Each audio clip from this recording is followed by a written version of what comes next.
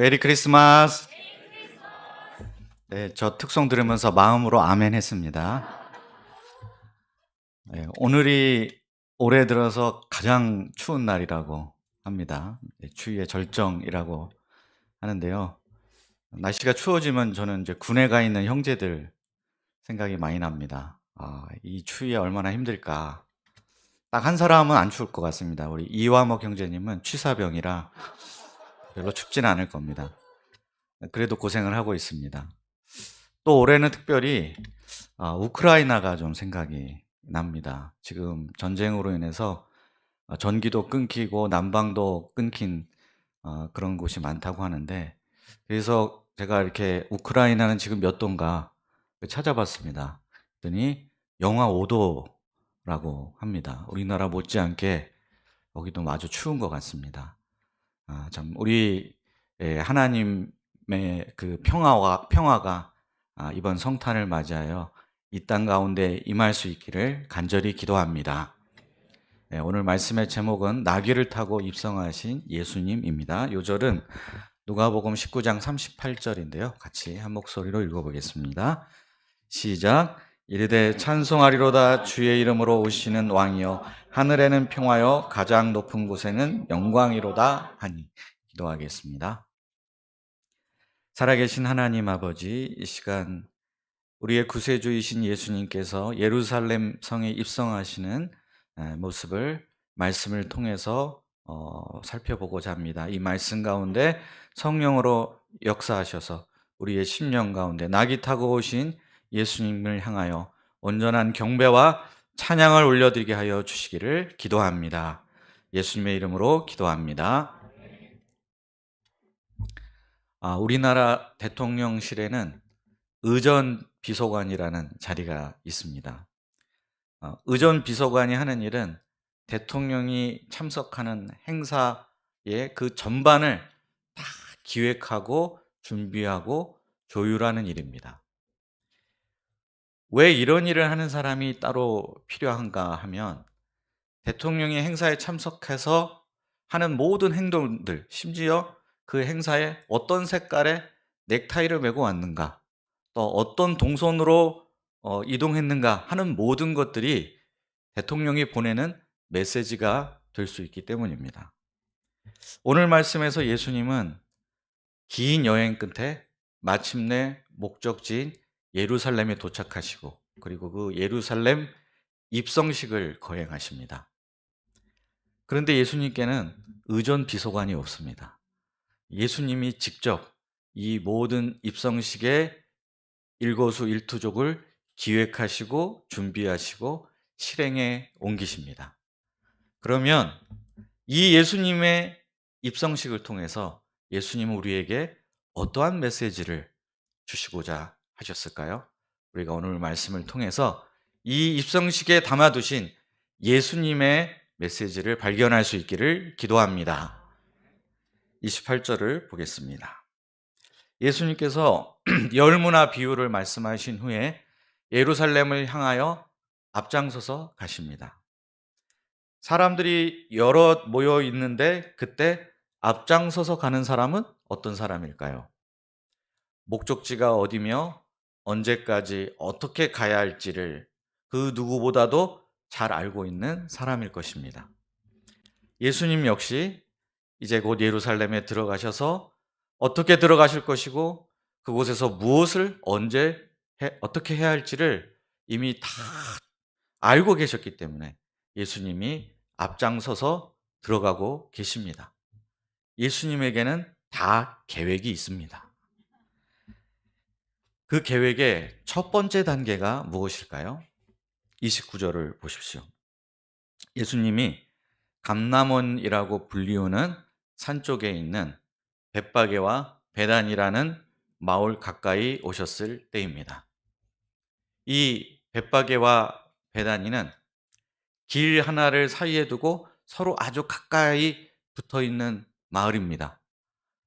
우리로 치자면 제기동과 안암동 간의 관계라고 말할 수 있을 겁니다. 근데 여기서부터 이제 예루살렘까지는 약 3km 정도 거리였습니다. 당시에는 이 정도 거리는 다 걸어서 갔습니다.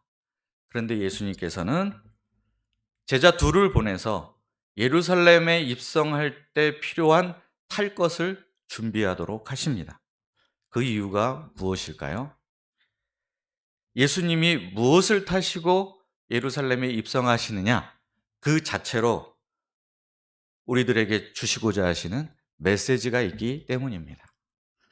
그 메시지가 무엇인지에 대해서는 잠시 후 생각해 보기로 하고, 먼저 그 탈 것을 준비하는 과정부터 살펴보고자 합니다. 30절과 31절을 보십시오. 함께 읽어보도록 하겠습니다. 시작. 이르시되 너희는 맞은편 마을로 가라. 그리로 들어가면 아직 아무도 타보지 않은 나귀 새끼가 매어 있는 것을 보리니 풀어 끌고 오라. 만일 누가 너희에게 어찌하여 푸느냐 묻거든 말하기를 주가 쓰시겠다 하라 하시매. 예수님께서 준비하시는 과정이 여러모로 놀랍습니다. 첫 번째 놀라운 점은 맞은편 마을에 아무도 타보지 않은 나귀 새끼가 매어 있는 것을 예수님이 도대체 어떻게 아셨을까 하는 점입니다. 당시에 무슨 CCTV가 있는 것도 아닌데 예수님 무슨 천리안을이라도 갖고 계신지 어떻게 보지 않고도 이렇게 훤하게 다 알고 계신 것일까요? 정말 신비합니다. 두 번째 더 놀라운 점은 그 나귀 새끼를 데려오는 방식입니다. 제자들에게 그냥 풀어서 데리고 오라고 하십니다. 혹시 누가 왜 풀어가느냐라고 묻는다면 단 한마디, 주께서 쓰시겠다. 이 말만 하라고 하십니다. 제가 요즘 법원에서 일하고 있는 이다니엘 목자에게 만약 이렇게 하면 어떻게 되느냐라고 물어봤습니다. 그랬더니 형사부에서 일하고 있는 다니엘 목자의 말에 따르면 이것은 주거 침입죄와 절도죄에 해당이 된다. 그래서 잘하면 한 3년형 정도 나올 것 같다. 이렇게 말을 했습니다. 예수님께서는 왜 하필 이런 방식으로 나귀 새끼를 준비하도록 하셨을까요? 그것은 먼저 제자들에게 주시고자 하는 메시지가 있기 때문입니다. 예수님은 제자들에게 예수님이 주님이시다 하는 것을 알게 하기 원하셨습니다. 가보지 않고도 그곳에 무엇이 있는지를 훤히 다 알 수 있는 전지하신 분이 누구십니까? 하나님이시죠? 그렇죠? 이 세상 모든 것에 대해서 내가 주인이다. 내가 원할 때, 내가 필요할 때 언제든 그것을 사용할 수 있는 합법적인 권리가 나에게 있다 라고 선포할 수 있는 분이 누구십니까? 역시 하나님 한 분밖에 없습니다. 하늘과 땅의 모든 것을 창조하신 전지전능하신 하나님만이 이렇게 하실 수 있습니다. 예수님은 지금 제자들에게 예수님이 바로 그 하나님과 동등한 주님이시다라는 것을 드러내고 계신 것입니다. 제자들은 이 엄청나고 놀라운 사실을 믿고 영접할 수 있을까요? 만약 믿고 영접한다면 예수님 말씀대로 그대로 순종할 것입니다. 그런데 이것을 믿지 못한다면 예수님 도대체 무슨 소리 하시는 거예요? 우리를 범죄자로 만들려고 하시는 겁니까? 하면서 손사래를 칠 것입니다. 제자들은 그럼 실제로 어떻게 합니까? 32절을 보겠습니다. 보내심을 받은 자들이 가서 그 말씀하신 대로 만난지라. 제자들은 예수님을 주님으로 믿고 순종합니다. 그런데 가서 보니 정말로 그곳에 아무도 한 번도 탄 적이 없는 나귀 새끼가 매어 있었습니다. 믿고 왔지만 정작 자신들의 눈으로 확인을 하고 보니 제자들도 놀라지 않을 수 없었을 것입니다.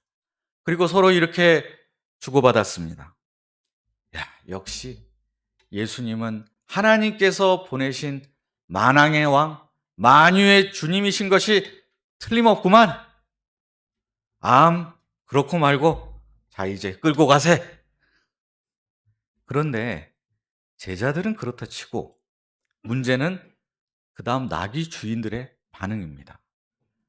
그들이 제자들이 끌고 가려고 하자 그냥 펄쩍 뛰면서 이런 사람들이 다 있어. 너 뭐야 도대체? 하면서 난리를 치면 이거 뭐 아무것도 다 소용없는 일이 되지 않을까요? 33절부터 35절 상반절을 보겠습니다. 놀랍게도 이 나귀 주인들은 주께서 쓰시겠다 하신 그 말씀 한마디에 순순히 나귀 새끼를 내어줍니다. 도대체 어떻게 이런 일이 일어날 수 있을까요? 혹시 예수님께서 보내신 두 제자 중에 한 명은 강호동처럼 생겼고 또 한 명은 서장훈처럼 생긴 제자들이 아니었을까요? 그래서 나귀 주인들이 감히 한마디도 못하고 가서 이렇게 한 것이 아닐까요? 그런데 이곳이 어떤 곳인가를 우리가 주목해 볼 필요가 있습니다. 이곳은 벳바게와 베다니 마을입니다. 이 두 마을은 사실상 서로 연락하고 지내는 한 마을이나 다름이 없습니다. 그런데 이곳은 얼마 전에 예수님께서 이미 죽어서 무덤에 있은 지 나흘이나 되어 냄새가 나던 나사로를 살려주셨던 바로 그곳입니다. 이 지역 주민들은 나사로의 무덤 앞에 가서 예수님께서 나사로야 나오라 이렇게 한 말씀을 하시자 무덤에 있던 나사로가 벌떡 일어나서 무덤 밖으로 통통 튀며 나온 모습을 두 눈으로 똑똑히 목격한 사람들이었습니다. 그들은 이 사건을 통해서 예수님이야말로 삶과 죽음을 주관하시는 생명의 주님이시다 하는 것을 보게 되었습니다. 그렇기 때문에 바로 그 주님께서 내가 쓰시겠다 이렇게 하시니 기꺼이 얼마든지 쓰셔도 좋습니다 라고 말할 수 있지 않았을까요? 이 33절에 보면 임자들이라는 말이 나오고요. 또 34절에 보면 주라는 말이 나옵니다. 우리말 성경은 이렇게 각기 다른 단어로 번역을 했지만 원어를 보면 이 두 단어는 전부 퀴리오스, 주인이라는 뜻의 한 단어입니다. 이것이 무엇을 말해주는 거겠습니까? 이것은 이 나귀 새끼에게는 겉으로 드러난 주인이 있고 또한 겉으로 드러나지 않은 참 주인이 따로 있다라는 것을 암시하는 것입니다. 나귀 새끼들의 임자들은 법적으로는 그들이 주인으로 인정을 받긴 하지만 사실은 주님으로부터 위탁을 받아 잠시 동안 관리하고 있는 청지기일 뿐입니다. 그러면 누가 진짜 주인일까요? 진짜 주인은 바로 예수님이십니다. 만유의 주님이시고 만왕의 왕이신 예수님이 주인이시기 때문에 그 예수님이 이 주인들의 주인이시기 때문에 내가 쓰겠다 하실 때 당장 내어드리는 것이 마땅한 일입니다. 우리가 가진 것들 중에 소중한 것들이 참 많이 있습니다. 스마트폰도 소중하고 노트북도 소중하고 자동차도 소중하고 집도 소중합니다. 그러나 뭐니 해도 가장 소중한 것은 사람 아닐까요? 내가 돕고 섬긴 양들이 너무나 소중한 존재들이고 또 나의 동역자와 내 아들, 딸, 이 자녀들이 우리 삶에 정말 소중한 존재들입니다. 그렇지만 물질도 양들도 가족들도 근본적으로 들어가 보면 결국은 내 것이 아닙니다. 나는 다만 청지기일 뿐입니다. 이 모든 것들은 다 주님의 것입니다. 만약 예수님께서 내가 너를 좀 쓰고 싶다. 또는 내가 내 아들을 좀 사용해야 되겠다. 내 딸을 써야 되겠다. 너의 남편이 좀 필요하다. 이렇게 하신다면 어떻게 하시겠습니까? 아, 주님이 쓰시겠다면 당연히 쓰셔야죠 하면서 기꺼이 내어드리시겠습니까? 아니면 싫은데요? 내가 왜? 다 내 건데? 왜 주님이 쓰신다고 하시는 거예요? 침범하지 마세요. 선 넘지 마세요. 이렇게 하시겠습니까? 우리에게는 예수님께서 쓰시고자 하실 때 기꺼이 드려야 할 충분한 이유가 있습니다. 왜냐하면 예수님이 죄로 죽었던 우리를 예수님의 십자가 피로, 그 십자가의 은혜로 다시 살리셨기 때문입니다. 그리고 우리를 당신의 영원한 소유로 삼으셨기 때문입니다. 예수님이 나를 지으시고 나의 삶과 죽음을 주관하시는 주님이시다 라는 것을 우리는 이미 잘 알고 있기 때문입니다. 뿐만 아니라 주께서 쓰시겠다 하실 때 이를 거절하는 것은 참 바보 같은 짓입니다. 왜 그럴까요? 주님께 쓰임받는 것이 이 세상에서 가장 영광스러운 일이기 때문입니다. 사실 본문 속 나귀 새끼가 무슨 특별한 나귀는 아닙니다. 더하기 빼기를 할 줄 아는 천재 나귀라든가 거의 말에 육박하는 스피드로 달릴 수 있는 육상선수 나귀라든가 그런 게 아닙니다. 그냥 동네 평범한 나귀일 뿐입니다. 하지만 이 지구상에 존재했던 모든 나귀들 중에 가장 영광스러운 나귀인 것은 분명합니다. 제 큰딸이 어릴 때 일산병원 엘리베이터를 탔다가 탤런트 조인성을 만난 적이 있습니다. 엘리베이터 안에 조인성과 매니저, 저하고 큰딸 이렇게 넷밖에 없었습니다. 실제로 본 조인성은 정말 키가 컸습니다. 저 위쪽 공기가 좀 다를 것 같은 느낌이 들었습니다. 그리고 얼굴은 TV에서 본 것보다 훨씬 더 작았습니다. 어떻게 남자 얼굴이 이 정도 크기일 수 있을까? 이런 생각이 들어서 감탄하면서 보고 있었습니다. 그런데 엘리베이터가 이제 내릴 즈음이 되자 조인성이 갑자기 이렇게 앉더니 제 딸의 뺨을 이렇게 두 손으로 딱 만져주면서 너 정말 귀엽구나 이렇게 하고 내렸습니다.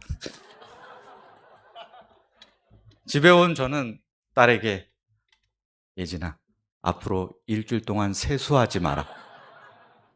너의 이 뺨은 조인성이 부벼준 뺨이다. 세수하지 마라. 이렇게 말을 했습니다. 조인성이 뺨을 만져줘도 이 정도인데 하물며 온 세상의 구주이자 하나님의 아들을 등에 업어보다니 와, 저는 이 나귀가 너무 부럽습니다. 제가 만약 나귀 주인이라면 나귀를 향해서 너는 우리 가문의 영원한 보배이고 자랑이다. 네가 평생 할 일 이미 다 했다. 앞으로 일하지 마. 그냥 쉬어. 평생 놀아도 돼. 이렇게 말해 주었을 것 같습니다. 주님께서 쓰시고자 하실 때 이를 거절하는 것은 영광을 얻을 수 있는 기회를 스스로 포기하는 것입니다. 뒤늦게 후회하게 될 겁니다. 평범하고 달리 내세울 것 없는 우리 인생이 가장 영광스럽게 되는 것은 주님께 쓰임받는 것입니다. 이보다 더 영광스러운 일이 어디 있을까요? 한 번뿐인 인생인데 예수님을 등에 업고 한 번만 갈 수 있다면 이보다 더 값어치 있는 인생이 어디 있겠습니까? 우리 모두가 이렇게 주님께 쓰임받는 영광스러운 인생, 가치 있는 인생을 살 수 있기를 기도합니다. 그러면 예루살렘에 입성하시는 예수님의 모습이 어떠합니까? 35절 하반절 또 36절 보겠습니다. 자기들의 겉옷을부터인데 함께 읽어보겠습니다. 시작. 자기들의 겉옷을 나귀 새끼 위에 걸쳐놓고 예수를 태우니 가실 때 그들이 자기의 겉옷을 길에 펴더라. 제자들이 자신들의 겉옷을 나귀 새끼 위에 걸쳐 놓은 것은 안장을 대신하려는 목적입니다. 또한 겉옷을 예수님 가시는 앞길에 쫙 펼쳐 놓은 것은 레드카펫을 대신하려는 것입니다. 둘 다 왕의 행차에 어울리는 연출을 하려고 한 것인데 많이 어설퍼 보입니다. 마음은 갸륵하지만 폼이 좀 안 나는 것 같습니다. 왕이 수도에 입성한다고 하면 무엇을 타고 들어가야 적절할까요? 말을 타야 되지 않을까요? 그것도 온몸이 새하얀 백마를 타고 들어가야 어울릴 것 같습니다. 그러나 예수님께서는 나귀 새끼를 타고 들어가십니다. 나귀 새끼. 퍼레이드를 하는데 대통령이 마티즈를 타고 나타났다. 이런 것에 좀 비유할 수 있을까요? 나귀 새끼를 직접 본 적이 있다는 한 목자님의 말씀에 따르면 틀림없이 예수님의 다리가 땅에 질질 끌리셨을 것이라고 말을 합니다. 그렇다면 마티즈도 좀 과분한 것 같고 그냥 예수님이 자전거를 타고 입성하셨다. 이렇게 해도 될 것 같습니다. 틀림없이 이 모습을 보고 조롱하는 사람들이 있었을 겁니다. 에이, 무슨 왕의 입성식이 이 모양이야. 이게 뭐야? 장난하나? 또 어떤 사람은 이 모습을 보고 예수님이 돈키호테 같다. 몽상가가 아닌가. 이렇게 생각하는 사람들도 있었을 것입니다. 그럼에도 불구하고 예수님께서 왜 굳이 이런 모습으로 예루살렘에 들어가시고자 하실까요? 그것은 예수님이 분명 왕은 왕이시되 이 세상 왕들과는 다른 왕이시다 하는 것을 보여주시기 위함입니다. 이 세상의 권력자들은 어떻게 해서든지 자기의 힘을 과시하고 싶어 합니다. 최대한 위험 있게 보이고 화려하게 보이기를 원합니다. 그래서 보통 사람은 꿈도 꿀 수 없는 넓은 집에 살고 큰 차를 타고 비싼 옷만 입습니다. 그 앞에서 누구나 다 주눅이 들 수밖에 없습니다. 그리고 자신의 뜻을 따르지 않는 사람을 짓누르고 밟아버려서 다시는 반항을 꿈도 꾸지 못하도록 만들어버립니다. 이런 사람일수록 약한 자들을 무시하고 전쟁을 벌이기를 좋아합니다. 그래서 고대에 이런 권력자들의 상징이 되었던 것이 바로 말입니다. 그러나 예수님은 말에 올라타기를 거부하십니다.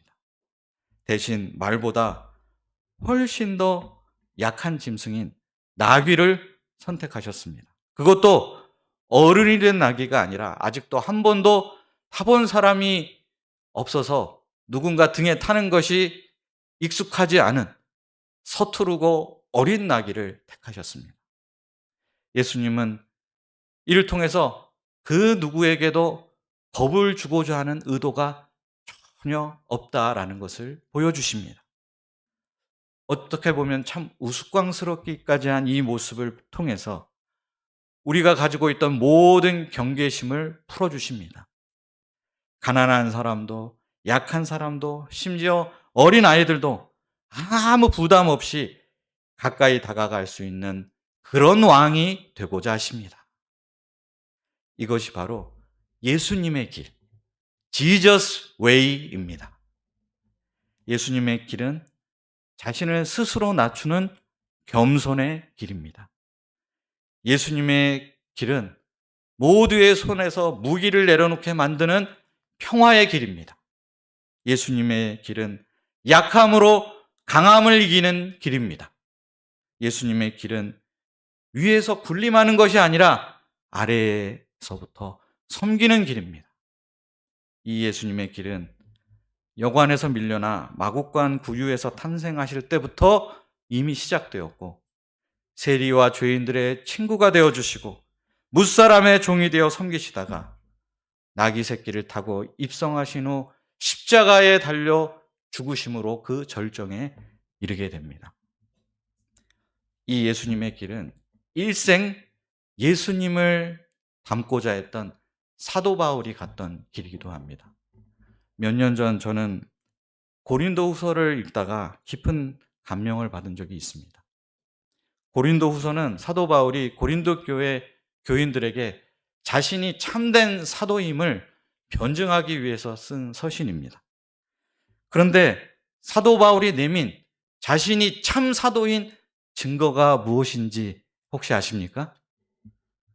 그것은 놀랍게도 자신의 약함이었습니다.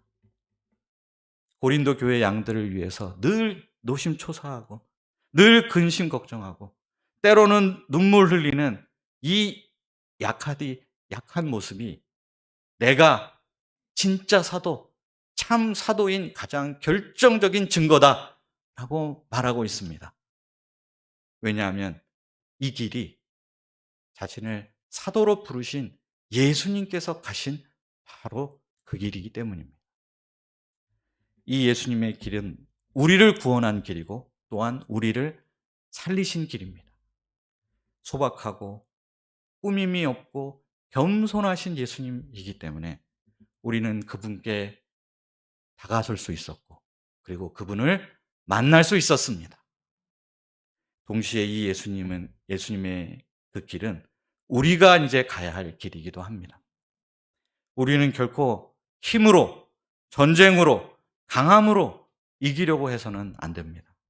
우리는 섬김으로, 져주고 양보함으로, 약함으로 이기는 사람들이 되어야 하겠습니다. 나의 힘을 과시하고 그 힘으로 상대방을 제압해버려야 되겠어 라는 유혹을 물리쳐야 됩니다. 우리의 왕은 백마를 탄 군주가 아닙니다. 우리의 왕 예수님은 나귀 새끼를 타신 겸손의 왕, 평화의 왕이십니다.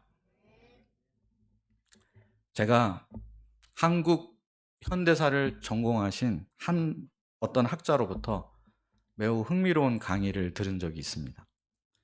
그분의 말씀에 따르면 한국 교회가 현재와 같은 어려운 상황에 이르게 된 과정에 그 출발점에 마이클 잭슨이 있다고 합니다.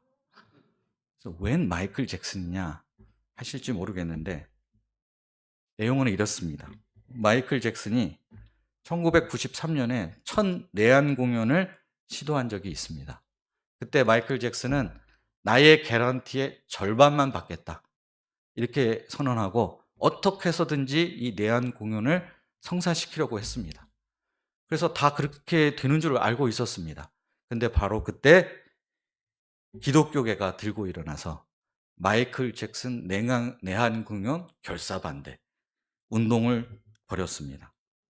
마침 그때 장로 대통령이었던 김영삼 대통령이 불허 결정을 내림으로써 이 공연은 무산이 되고 말았습니다. 이 사건을 보고 사람들이 깜짝 놀랐다고 합니다. 그동안 교회는 한국 사회에서 약자라는 이미지가 항상 있었습니다. 교회는 약자다. 그렇게 생각을 해왔는데 팝의 황제라고 불리우는 전 세계적인 팝스타의 공연을 막을 정도로 막강한 힘이 있는 줄 몰랐는데 그것을 확인하게 된 것입니다. 이때 교계도 자신들의 힘에 스스로 놀랐다고 합니다. 운동을 하긴 했는데 진짜 막을 줄은 몰랐는데 정말 공연이 무산되자 스스로도 놀랐습니다. 그래서 이때 자신감이 생긴 나머지 이후로 현안이 있을 때마다 기독교계가 반대 혹은 찬성 의견을 적극적으로 내세우고 목소리를 높이기 시작했습니다. 이 학자의 말에 따르면 바로 이 시점부터가 안티 기독교 세력이 급성장하기 시작한 시점이라고 말합니다. 교회에 대한 부정적인 인식이 커지고 점점 전도가 더욱더 어려워지게 되었습니다. 역사는 교회가 힘을 과시하고 힘으로 문제를 해결하려고 하면 반드시 비극이 일어난다라는 것을 우리에게 보여주고 있습니다. 십자군 전쟁이 그랬고 중세 카톨릭 교회의 마녀 재판이 그랬고 영국의 청교도 혁명이 그랬습니다. 교회가 나귀 새끼 대신에 말을 타려고 하면, 종려나무 가지를 쥐고 흔드는 대신에 칼을 쥐려고 하면 항상 이런 일이 벌어졌습니다. 힘으로 밀어붙여 원하는 바를 이룰 수 있을지는 몰라도 결국에는 사람들의 마음을 잃어버리게 됩니다. 교회는 겸손한 곳이고, 교회 사람들은 겸손한 사람들이고, 교회 사람들은 평화로운 사람들인 줄 알았는데, 저렇게 힘으로 밀어붙여서 자신들의 요구를 관철시키는 걸 보니 평화의 사람들도 아니고 겸손한 사람들도 아닌 것 같다라는 인식이 생기게 되는 것입니다. 교회가 다시 사람들의 마음을 얻기 위해서는 말에서 내려와 다시 나귀 새끼를 타야 합니다. 황금으로 빛나는 보좌를 바라보는 것이 아니라 예수님께서 탄생하신 그 마국간의 구유를 향해서 달려가야 합니다. 그런데 겸손하게 낮아지고 낮은 위치에서 섬기는 게 참 쉬운 일이 아닙니다. 힘이 없는 것도 아닌데 약한 자로 살고, 돈이 없는 것도 아닌데 소박하게 살려니 스트레스를 받습니다. 나도 좀 폼나게 살아보고 싶은 마음이 없지는 않습니다. 도대체 언제까지 이렇게 살아야 할까요? 그런데 성경은 장차 예수님께서 한 번 더 입성하시는 것에 대해서 말해주고 있습니다. 바로 요한계시록 19장 11절에 보면 하늘이 열리고 하나님의 말씀이라는 이름을 가진 분이 입성을 합니다. 누구시겠습니까? 예수님이십니다. 만왕의 왕, 만유의 주로서 만국을 심판하러 오십니다. 모든 반역자를 맹렬한 분노로 그날에 짓밟으실 것입니다. 그때 이 예수님이 무엇을 타고 입성하실까요? 그때도 나귀 새끼를 타실까요? 아닙니다. 그때는 예수님이 백마를 타고 입성을 하십니다. 예수님이 백마를 타고 다시 오실 그날을 기다리며, 그날까지 우리는 나귀 새끼를 타신 그 우리의 왕 예수님의 뒤를 따라야 하겠습니다. 겸손의 길, 평화의 길, 약함의 길, 섬김의 길, 이 예수님의 길을 함께 걸어가야 되겠습니다. 우리가 이 길을 따르며 예수님을 닮아가며 이 세상을 살리는 예수님의 구원 역사에 동참할 수 있기를 기도합니다. 그러면 겸손의 왕으로 입성하신 예수님에 대해 사람들은 어떤 반응을 보일까요? 서로 반대되는 두 부류로 나뉘게 됩니다. 첫 번째는 왕이신 예수님께 경배와 찬양을 올린 사람들입니다. 37, 38절을 보겠습니다. 다 함께 읽어보도록 하겠습니다. 시작. 이미 감람산 내리막길에 가까이 오심에 제자의 온 무리가 자기들이 본 바 모든 능한 일로 인하여 기뻐하며 큰 소리로 하나님을 찬양하여 이르되 찬송하리로다. 주의 이름으로 오시는 왕이여, 하늘에는 평화여, 가장 높은 곳에는 영광이로다 하니. 나귀 타신 예수님이 예루살렘 성문 가까이 오자 제자들의 온 무리가 나와 그분을 영접하며 찬송했습니다. 찬송하리로다. 주의 이름으로 오시는 왕이여, 하늘에는 평화여, 가장 높은 곳에는 영광이로다. 그들이 부르는 찬양의 이 전반부는 시편 118편 26절과 매우 흡사합니다. 그런데 주의 이름으로 오시는 이를 주의 이름으로 오시는 왕으로 바꾸어서 불렀습니다. 또한 후반부도 우리가 어디서 본 듯하지 않습니까?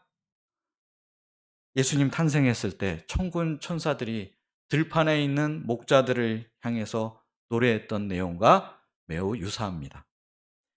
그들은 예수님이 이 땅의 거짓 평화와 영광이 아닌 하늘의 참된 평화와 영광을 이루기 위해 오신 하나님이 친히 보내신 왕이심을 노래하며 찬송하고 있습니다. 이 찬양의 전부가 다 제자들 머리에서 나온 것 같지는 않습니다.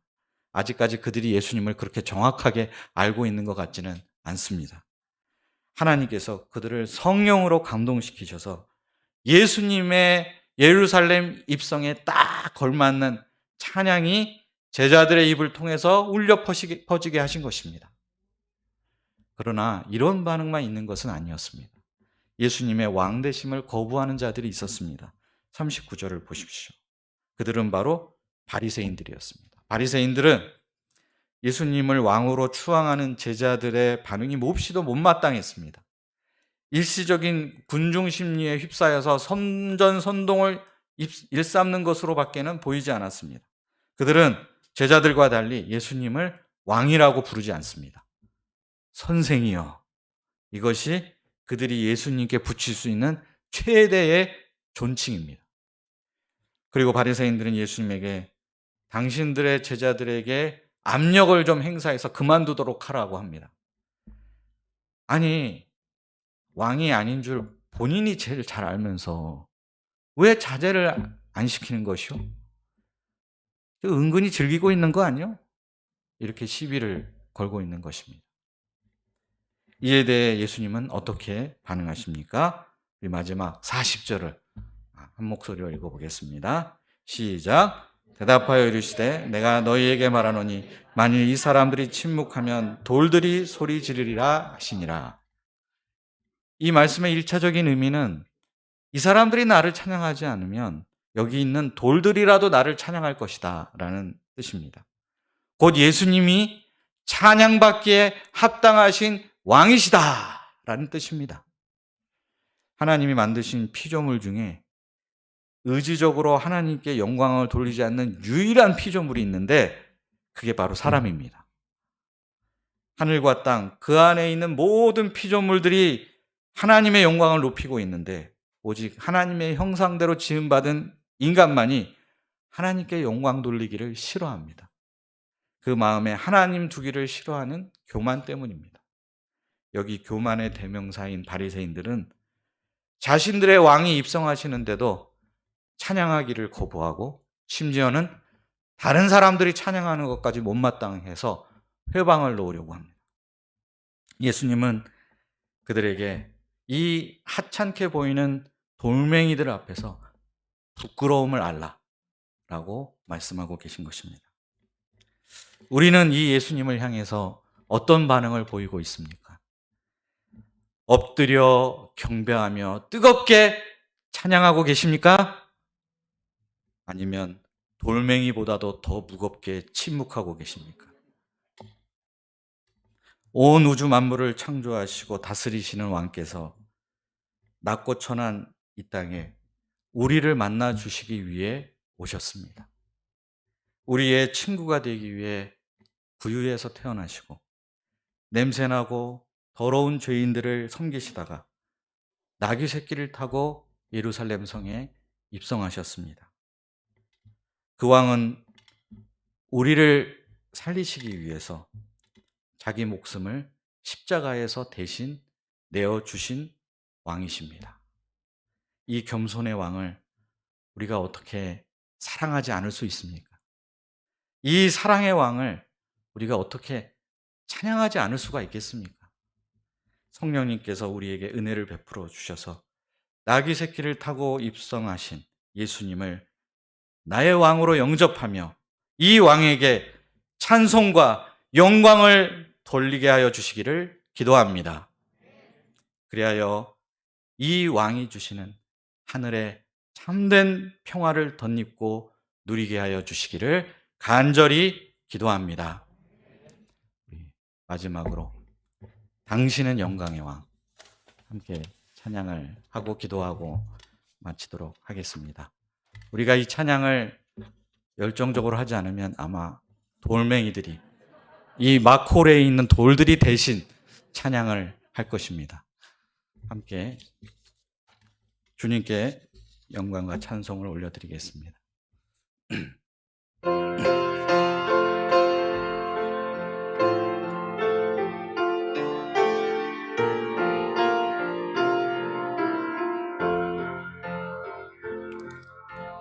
당신은 당신은 영광의 왕, 당신은 평강의 왕, 당신은 하늘과 땅의 주, 당신은 정의의 아들. 천사가 무릎 꿇고, 천사가 무릎 꿇고 예배하고 찬송하네.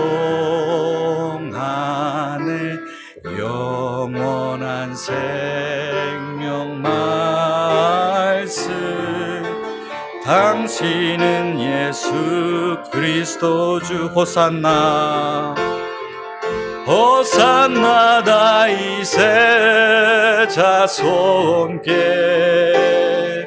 호산나 불러 왕 중의 왕. 높은 하늘의 영광을 예수 주 메시아. 당신은 영광의 왕, 당신은 영광의 왕, 당신은 평강의 왕. 당신은 하늘과 땅의 주, 당신은 하늘과 땅의 주, 당신은 정의의 아들. 천사가 무릎 꿇고, 천사가 무릎 꿇고 예배하고 찬송하네. 영원한 생명 말씀, 당신은 예수 그리스도 주. 호산나 호산나 다윗의 자손께, 호산나 불러 왕 중의 왕. 높은 하늘엔 영광을 예수 주 메시아. 호산나 호산나 다윗의 자손께, 호산나 불러 왕 중의 왕. 높은 하늘엔 영광을 예수 주 메시아네.